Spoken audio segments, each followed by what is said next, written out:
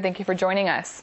The whole global warming theory may be nothing more than hot air, critics say, as a major UN climate change conference draws near. The debate stems from leaked emails stolen from a research center in Britain, which raised concern over data manipulation. Just under 2 weeks and counting, 191 countries will head for Denmark to try and reduce greenhouse gases. But a computer hacker has shown that scientists have been pumping out hot air of their own. Thousands of emails from Britain's University of East Anglia, the main source for measuring global temperatures, posted on a Russian internet server and raising serious questions about ethics and accuracy. In these emails, they talk about trying to suppress the real data, and they talk about working with government to not release the documents to Freedom of Information Act request. And they also talk about how to persecute scientists and other people and get their funding revoked, get them in trouble, get them kicked out of peer-reviewed journals if they tried to file scientific data that disprove that global warming was indeed happening or that it was man-made. So this is a giant scandal. This is ClimateGate.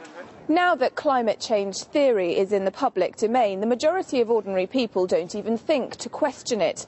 But in fact, climate observers say average temperatures are no higher than they were in 1998, and they may get cooler, not warmer, in the coming years. And among those convinced of global warming, some dispute just how much humans are to blame. Now, indeed, the warming is progressing, although not quite as rapidly as it did in the late 19th century, when anthropogenic influence was minimal, if any. Therefore, the eternal question is bound to arise. What's the reason? Well, perhaps mankind does contribute somewhat to this warming, but by no means is it the main one.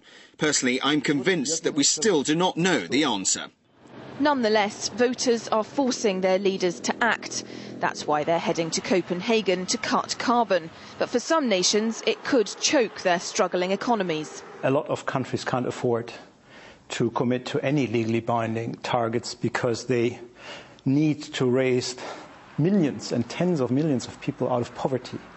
India, China, they cannot afford to sign up to any such binding targets, and therefore Copenhagen will be more or less a political agreement, but not a legally binding agreement.